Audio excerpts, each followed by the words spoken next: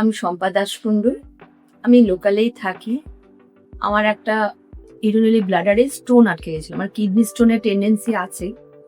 এবার সেটাই আমার পাইপলাইনে আটকে গিয়ে গেঁথে গেছিল বলেই আমার অপারেশনটা করতে হতো।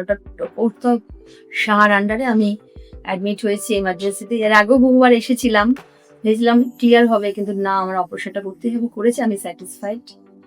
আর পরিষেবা বলতে গেলে ভীষণই ভালো।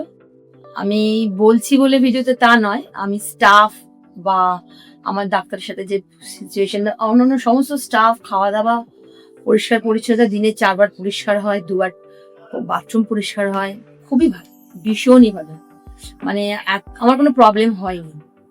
আমাকে মানে নামতে গেলেও তারা সবসময় বেল বাজালে, যখনই বেল দিচ্ছি তারা সবসময় এসে যথেষ্ট কোঅপারেট করছে। কোনো ব্যবহারের রুডনেস বা কিছুই পাইনি। ভীষণই ভালো পেয়েছি।